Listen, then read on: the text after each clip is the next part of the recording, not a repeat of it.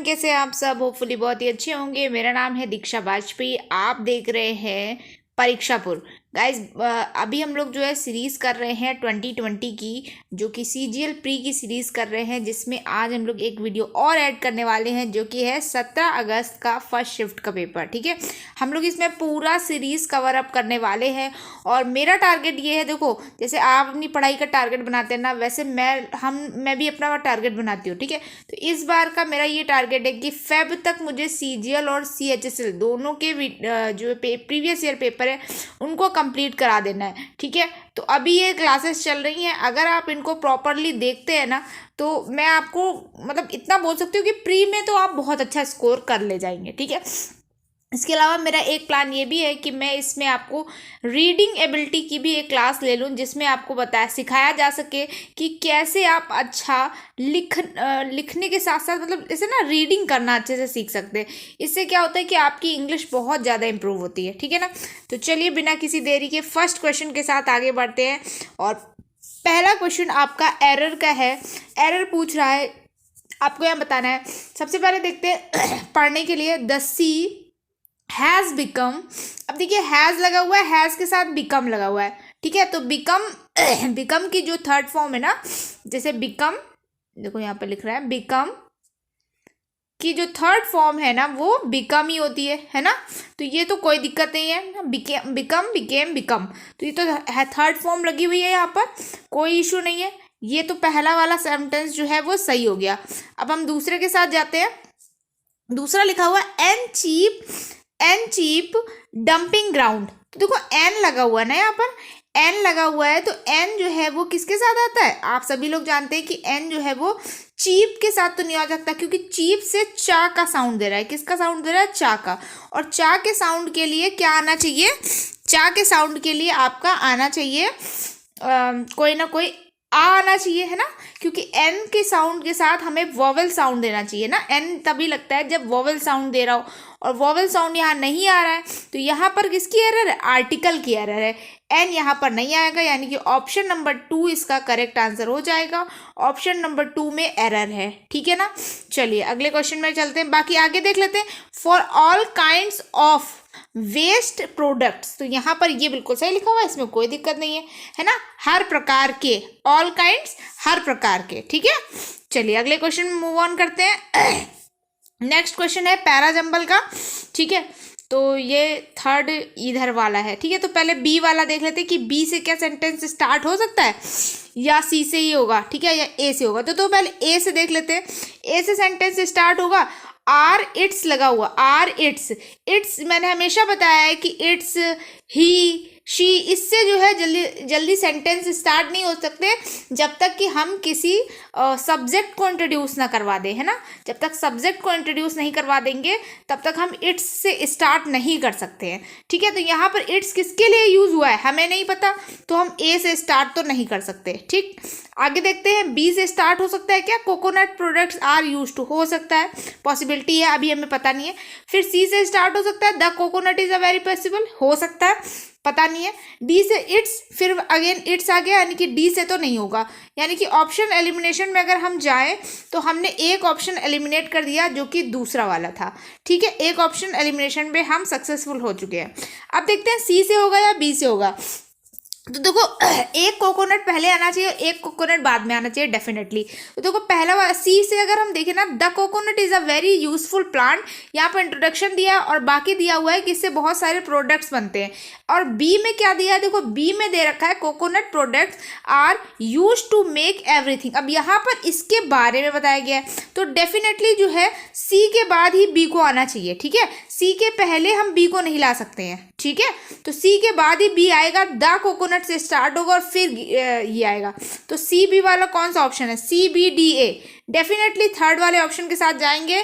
और देखो कैसे एक फाइनल, आप ये भी देख सकते हो कैसे हम फाइनल कर सकते हैं। तो the coconut is a very useful plant with a wide range of products being sourced from it, ठीक है। फिर हम बी से आते हैं, the coconut products are use to make everything from clothing to animal feed to beauty creams, ठीक है। फिर हम आते हैं C B A, most important however are its oils. अब इनका सबसे ज़्यादा इंपॉर्टेंट क्या चीज़ होती है? ऑयल्स होता है, which are extracted processed and marketed for culinary medical, है ना। तो ये बिल्कुल यहाँ पर अब बिल्कुल सही बन गया है ना। तो यहाँ पर ऑप्शन नंबर 3 इसका राइट आंसर हो जाएगा, जो कि बिल्कुल सही पैराजंबल में बन गया है। चलिए अगले क्वेश्चन पे मूव ऑन करते हैं। नेक्स्ट क्वेश्चन क्या कह रहा है? पैसिव वॉइस बनाना है यहाँ पर अपने को, देखो आपको दिख रहा होगा। अब देखो यहाँ पर थोड़ा सा लिटिल सा माइनर एरर है, इसलिए मैं आपको बोलती हूँ कि आपकी प्रॉपर नॉलेज के साथ साथ आपको एलिमिनेशन और ऑप्शन को देखना भी आना चाहिए। कई बार ऐसा हो जाता है कि एग्जैक्ट आपको पैसिव वॉइस नहीं मिलेगा, लेकिन जो ऑप्शन दिए हैं आपको उन्हीं के साथ जाना पड़ेगा, ठीक है। जैसे यहाँ वाले क्वेश्चन में देखिए, the man bought a parrot that could speak 5 languages, ठीक है। अब देखो यहाँ पर क्या है, सबसे पहले तो अपने को देखना है कि कुड के साथ स्पीक आया है ना, दैट कुड स्पीक। अब हमको यहाँ पर पैसिव वॉइस बनाने के लिए वॉज लाना पड़ेगा, है ना, वॉज को इंट्रोड्यूस कराना पड़ेगा।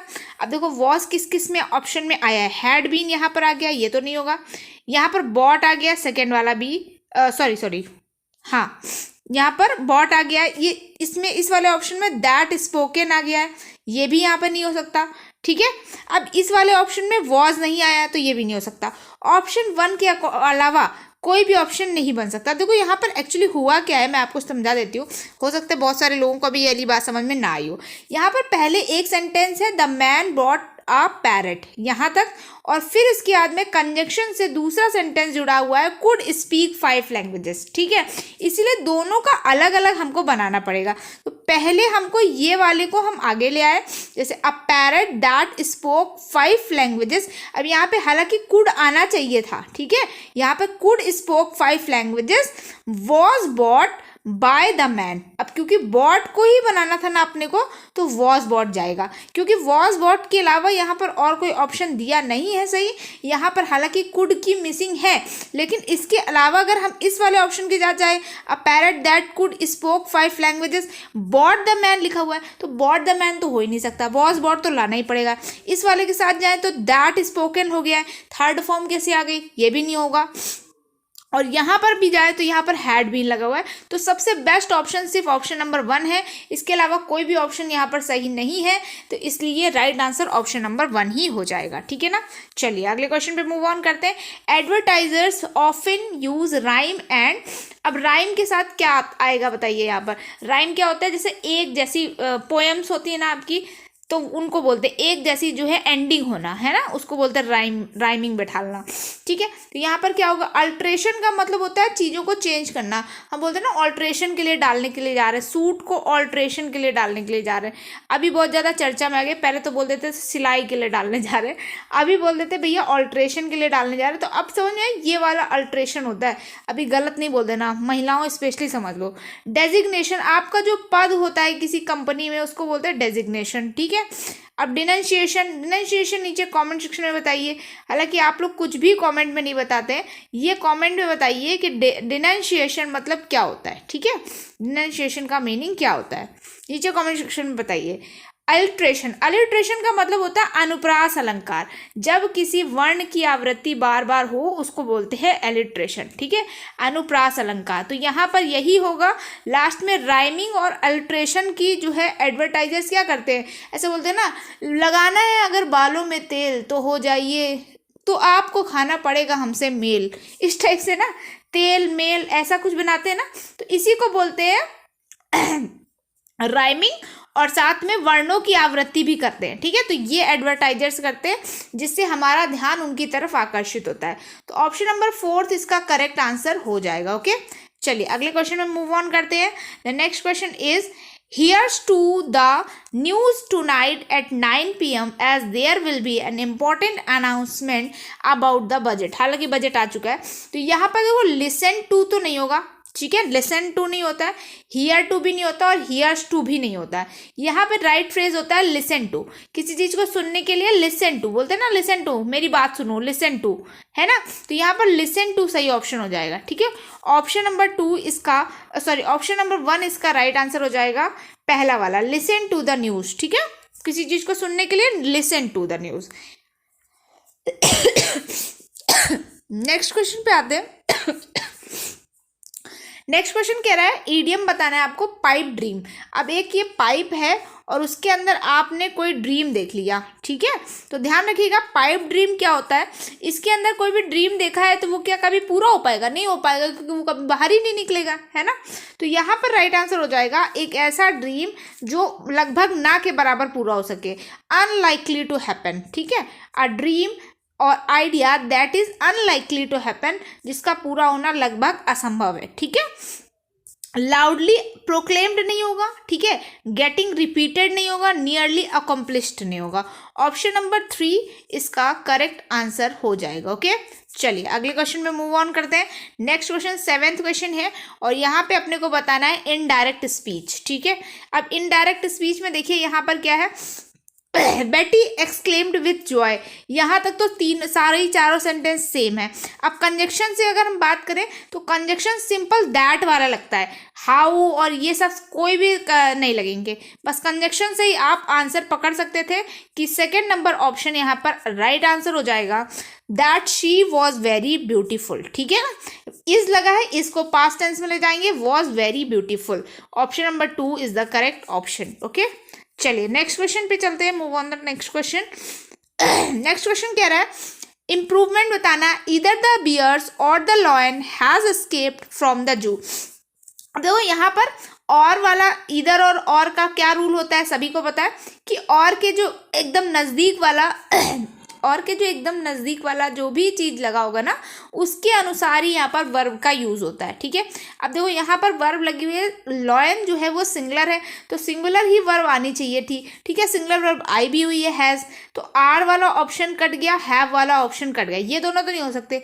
अब अगर आपको लग रहा है कि इज वाला हो सकता है तो इज जो है ना वो पैसिव, इज एस्केप्ड, इज के साथ वर्ब की थर्ड फॉर्म कब यूज होती है, जब आप पैसिव वॉइस में जा रहे हो। ठीक है, देखो इज के साथ वर्ब की थर्ड फॉर्म कब यूज होती है, जब आप पैसिव वॉइस के साथ जा रहे हो, और यहाँ पर आप पैसिव वॉइस के साथ नहीं जा रहे हैं तो जो भी लिखा है वो सही लिखा हुआ है। क्या है, जो लिखा है वो सही लिखा है, यानी नो सब्सटीट्यूशन रिक्वायर्ड हो जाएगा। 4th नंबर ऑप्शन इसका करेक्ट आंसर हो जाएगा। ये बहुत बड़ा एक डिसीजन होता है ये जानना कि जो हम बोल रहे हैं वो मतलब गलत है या सही है, ये बहुत इंपॉर्टेंट चीज़ है कि नो सब्सटीट्यूशन लगाना अपने आप में एक कला है। सच बता रही हूँ, स्टार्टिंग में मुझे तो कभी लगता ही नहीं था कि कोई इसमें, मतलब मुझे तो कभी हमेशा सब में गलती नज़र आती थी। जब मैंने पेपर देना स्टार्ट किया था तो मैं, आप यकीन नहीं मानेंगे, लेकिन अगर उस टाइम पे भी मैं 100 क्वेश्चन करती थी ना तो मैं 100 आउट ऑफ 100 करती थी इंग्लिश में। क्यों? क्योंकि मुझे सब जगह कुछ ना कुछ गलती और सब जगह कुछ ना कुछ आंसर पता होते थे। ठीक है, कॉन्फिडेंस लेवल इतना हाई था मेरा। ठीक है, won't you please come to help me along this heavy box. अब देखो यहाँ पर क्या है, वॉन्ट यू में कोई कमी दिख रही है? नहीं, बिल्कुल नहीं दिख रही है। प्लीज कम, यहाँ पे भी कोई दिक्कत नहीं है। टू हेल्प मी, टू के साथ वर्ब की फर्स्ट फॉर्म लगी है। ठीक है, to help me along this heavy box. अब यहाँ पे हमें कुछ गलती नजर आ रही है क्योंकि हम जानते हैं कि अलोंग विथ होता है ना, along with this heavy box, along this नहीं, अलोंग विद दिस बॉक्स, है ना। अब वैसे अलोंग विथ जो है किसी उसके लिए लगाते हैं तो हम ऐसा भी लग सकते हैं, to help me with this heavy box, है ना, ऐसा भी बोल सकते हैं, या along with this heavy box. ठीक है, तो यहाँ पे जो अलोंग अलोन लगा है ना, यहाँ इसको अकेला नहीं आना चाहिए बल्कि इसके साथ विथ का आना जरूरी है। With this heavy box, along with, है ना, इसके साथ को दर्शाने के लिए विथ को लाना यहाँ पर अपने को जरूरी है। विथ के बिना इसका जो है एक तरीके से इसका कुछ काम हो नहीं पाएगा। ठीक है ना, ये अकेला कोई काम हम करना नहीं पाता है, इसको विथ की जरूरत है, तो इसको विथ दे दो, ये पूर्ण हो जाए, है ना। चलो, तो इसको पूर्ण करने के लिए हमने ऑप्शन नंबर 2 को सही करना है। ठीक है, तो ग्रामेटिकल एरर ऑप्शन नंबर 2 में है। नेक्स्ट क्वेश्चन में मूव ऑन करते हैं, नवा क्वेश्चन हो चुका है, 10वें पे आ जाते हैं। यहाँ पर अपने को फिर से बताना है पैराजम्बलिंग, ठीक है। अब देखो यहाँ पर एक स्टोरी बेस्ड पैराजम्बलिंग है। जब भी ये स्टोरी बेस्ड पैराजम्बलिंग आती है तो ये सबसे इजी पैराजम्बलिंग होती है, ठीक है, ध्यान रखिएगा। इसमें क्या होता है ना, इसमें ज़्यादा आपको टीम झाम होता नहीं है, सीधा सीधा आपने बस करा और हो गया, काम खत्म, ठीक है।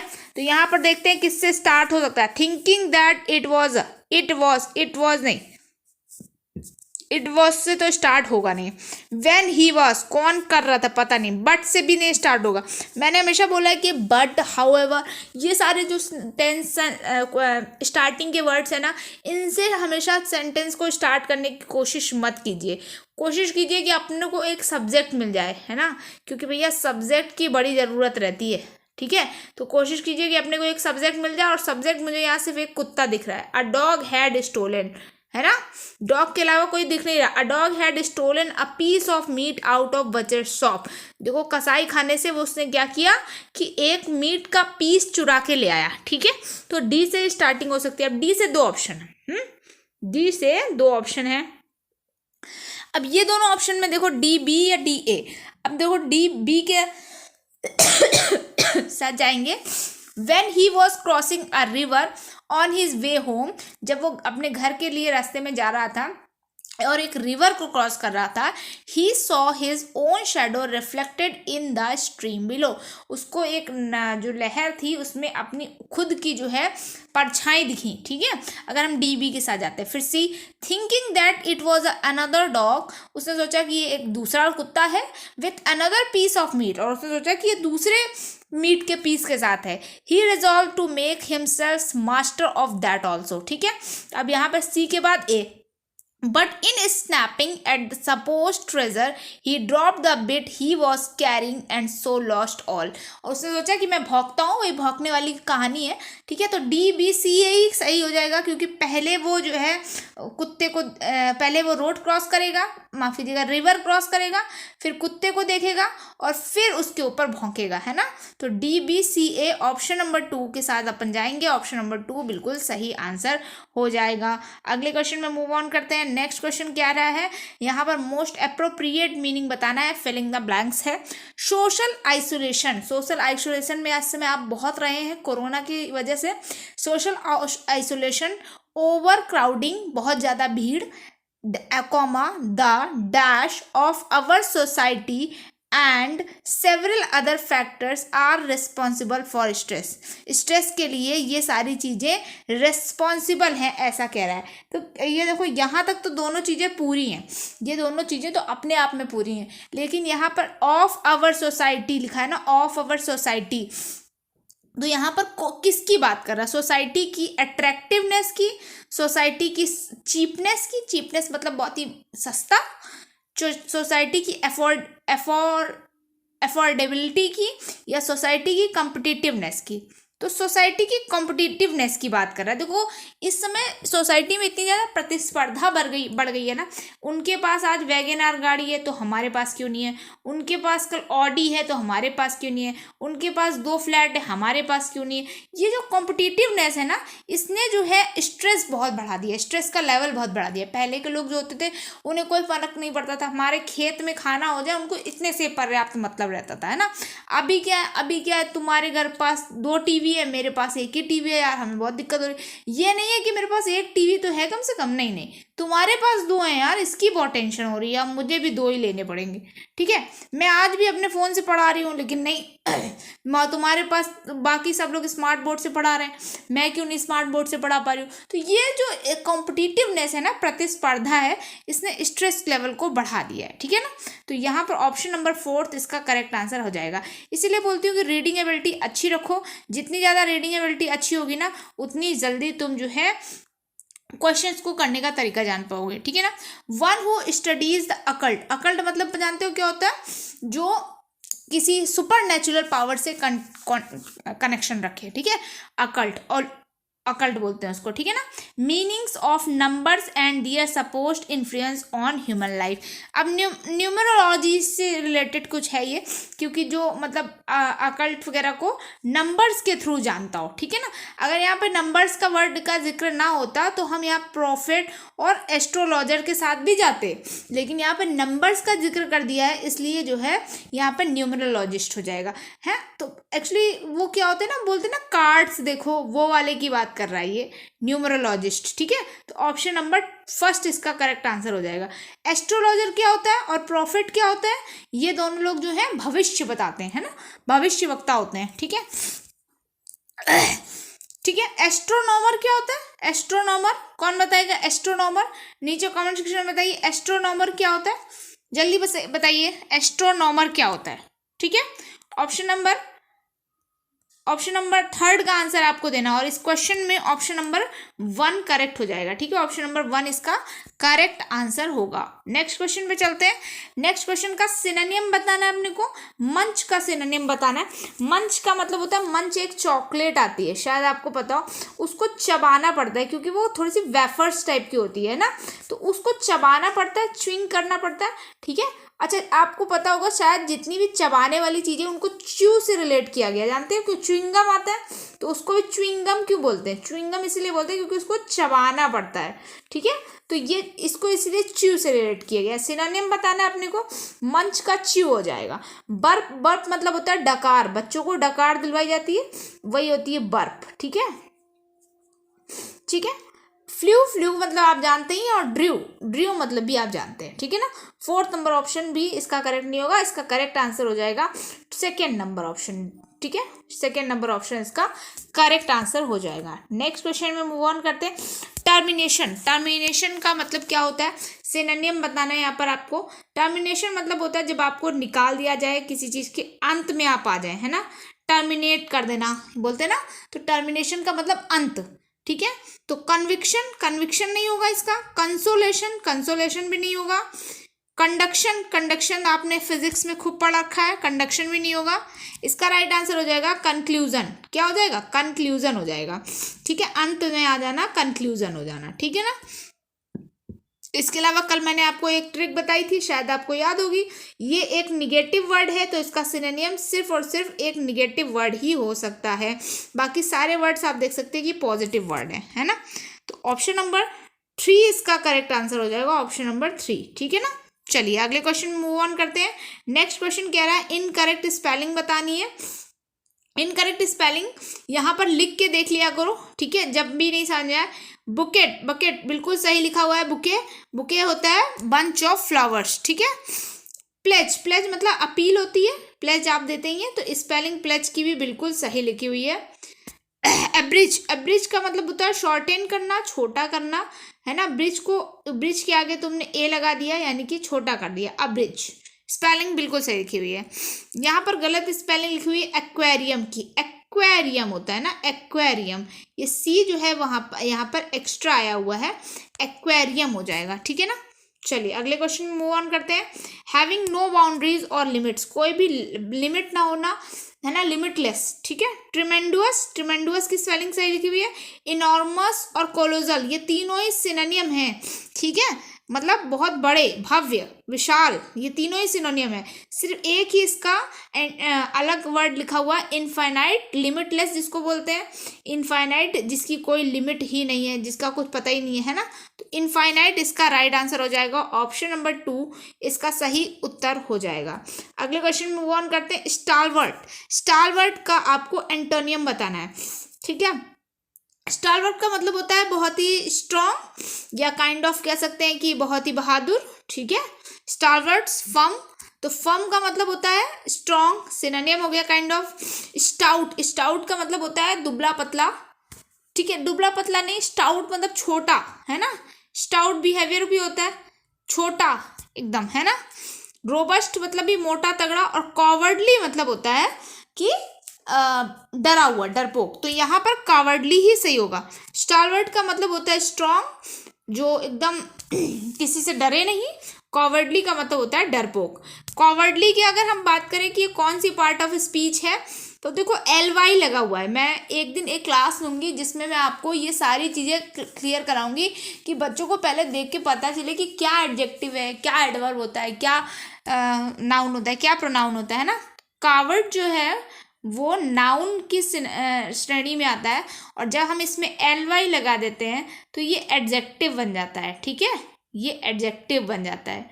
ठीक है, तो ध्यान रखिएगा, कावर्डली जो है वो एडजेक्टिव है। 4th नंबर ऑप्शन इसका करेक्ट आंसर होगा। ठीक है, अगले क्वेश्चन में चलते हैं। हरक्यूलेन टास्क। हरक्यूलेन टास्क जो है वो होता है जिसमें आपको बहुत ज़्यादा फिजिकल स्ट्रेंथ देनी पड़े, बहुत मेहनत करनी पड़े, है ना, बहुत कठिन परिश्रम करना पड़े, उसको बोलते हैं हरक्यूलेन टास्क। ठीक है, तो इसका राइट आंसर क्या हो जाएगा? राइट आंसर आपका हो जाएगा option number 4, a job that requires a large amount of physical strength. ठीक है, चलिए अगले क्वेश्चन पे चलते हैं। स्लर। स्लर को आप ऐसे समझ सकते हैं, कास्ट अ स्लर, है ना, किसी को, किसी की निंदा करना, है ना। कास्ट अ स्लर मतलब निंदा करना, क्रिटिसाइज करना, उसका अपमान करना, उसकी इंसल्ट करना, है ना, बहुत सारे वर्ड्स हैं। ठीक है, तो इसका एंटोनियम बताना है अपने को। तो इंसल्ट हो नहीं सकता, मिक्सचर किसी चीज को मिला देना, असॉर्टमेंट भी नहीं होगा, कॉम्प्लीमेंट हो जाएगा। कॉम्प्लीमेंट का मतलब क्या होता है? प्रेज करना, प्रशंसा करना, है ना, उसको उसको एडॉर्न करना। ठीक है, तो ये ऑप्शन नंबर 2 ऑप्शन इसका करेक्ट आंसर हो जाएगा। यही एक पॉजिटिव वर्ड दिख भी रहा है, हालांकि मिक्सचर भी थोड़ा सा है, तो यहाँ पर पॉजिटिव निगेटिव वाली बात तो नहीं चलेगी, बट यहाँ डायरेक्ट दिया हुआ है, सिंपल सा है। ठीक है, अगले क्वेश्चन में चलते हैं। इनकरेक्ट स्पेलिंग बतानी है। इनकरेक्ट स्पेलिंग यहाँ पर किसकी हो जाएगी? इनक्रीमिनेटिंग, बिल्कुल सही लिखा हुआ है, इनक्रीमिनेट होता है ना, इनक्रीमिनेट। तो यहाँ पर इनक्रीमिनेट से इनक्रीमिनेटिंग बनी है, ई हटा के ING लगा है, स्पेलिंग सही लिखी हुई है। कैंसिलेशन, कैंसिलेशन की स्पेलिंग सही लिखी हुई है। इम्बॉडीमेंट, इम्बॉडीमेंट की स्पेलिंग सही लिखी हुई है। स्पेलिंग किसकी गलत लिखी है?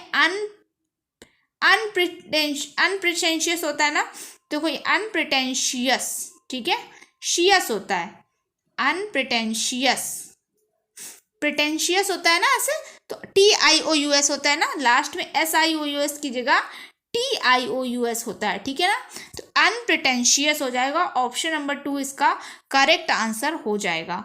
नेक्स्ट क्वेश्चन और क्लोज टेस्ट की तरफ बढ़ते हैं आगे। तो क्लोज टेस्ट में सबसे पहले ऑप्शन नंबर 1 पे जाएंगे।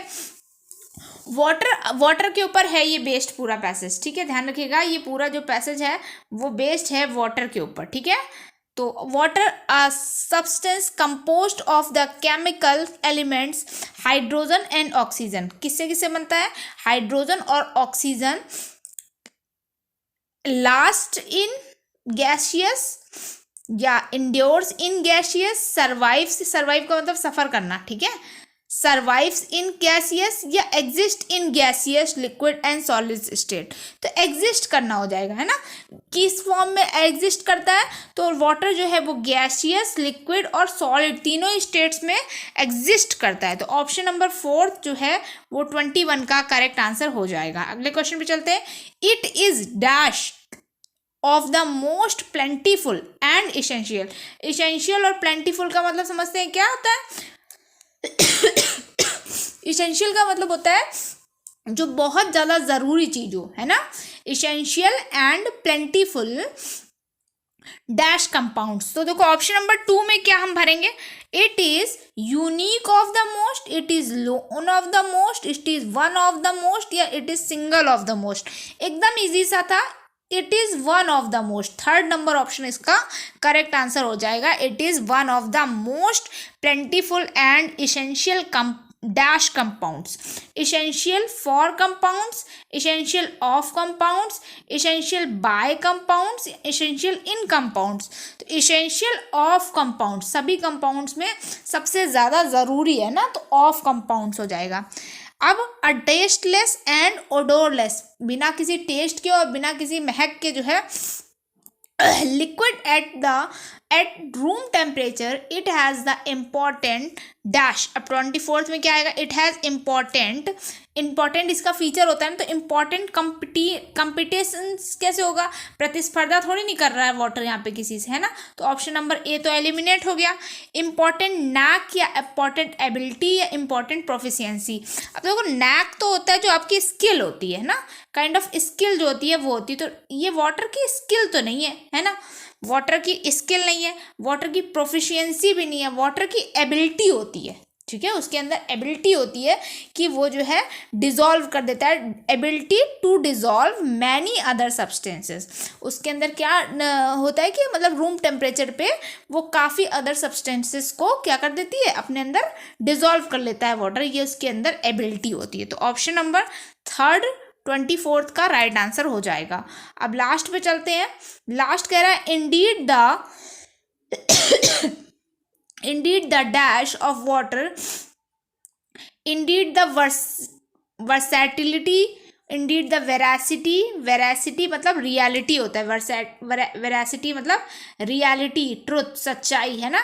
तो रियलिटी, वेलोसिटी मतलब स्पीड, और वैलिडिटी आपके फ़ोन की रिचार्ज की होती है। अब पता है आपको ट्राई ने एक नियम दिया है कि 28 दिन से 30 दिन की वैलिडिटी करनी पड़ेगी, वरना आपको शायद पता होगा या नहीं पता होगा, आई डोंट नो, कि हम लोगों का महीना होता है 12 मंथ्स का, और रिचार्ज कंपनी वालों का 13 महीनों का एक मतलब साल होता है पूरा, ठीक है। तो इससे ये लोग 1 महीने की पूरी एक्स्ट्रा कमाई खाते हैं। तो अभी उस रिचार्ज की वैलिडिटी को इनको जो है पूरे 30 दिन का करना पड़ेगा, ठीक है। चलिए, तो यहाँ पर राइट आंसर अपने को बताना है। लास्ट क्वेश्चन बचा है, indeed the dash of water as a solvent is essential to living organism, ठीक है। तो यहाँ पर बताना है ये क्या है, इट इज वर्सैटिलिटी, वेरासिटी, वेलोसिटी या वैलिडिटी। तो ये वर्सैटिलिटी है ना, इसकी वाटर की जो है वर्सैटिलिटी है, रियलिटी थोड़ी नहीं है। ऑप्शन नंबर ए इसका करेक्ट आंसर हो जाएगा, ठीक है ना।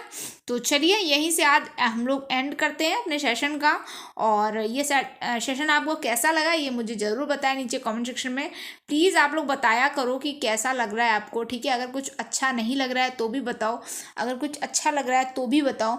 इससे बहुत ज़्यादा मोटिवेशन मिलता है, पता चलता है कि हाँ आप लोग ये पसंद कर रहे हो, आप लोग ये नहीं पसंद कर रहे हो, किन चीज़ों को आपको और देखना है, या कौन से टॉपिक्स आपको इंग्लिश के लिए यूज़फुल हैं जो आपको चाहिए, तो मैं उन पर वीडियोज़ बनाऊँ, है ना। तो क्योंकि सजेशंस देना आप ही का काम है और आप ही दे सकते हैं, ठीक है। मैं तो अपने अकॉर्डिंग बेस्ट दूंगी, बट अगर आपको लग रहा है कि जैसे मेरे अकॉर्डिंग ये बेस्ट है ना, तो फिर उसी पैटर्न पे हम लोग काम करेंगे, ठीक है ना। तो please subscribe my channel and also press the bell icon, जिससे जो है आपको मेरे सारे वीडियोज़ के सारे नोटिफिकेशन टाइमली जाएं, ठीक है। एंड इसके अलावा आप मुझे फेसबुक, इंस्टाग्राम, वहाँ पे भी फॉलो कर सकते हैं, ठीक है। उन सब का भी लिंक नीचे डिस्क्रिप्शन बॉक्स में आपको मिल जाएगा। मिलते हैं नेक्स्ट वीडियो में, till then bye bye, take care, अपना ख्याल रखें। और राहुल सर भी आपको क्वेश्चन सॉल्व करा रहे हैं 2020 के, पूरा सेट सॉल्व करा रहे हैं, तो उनको भी देखना ना भूलिए, आपको इसकी PDF मिल जाएगी। इसके अलावा मिलते हैं नेक्स्ट वीडियो में, till then bye bye, take care, अपना ख्याल रखें, बाय बाय, गुड नाइट।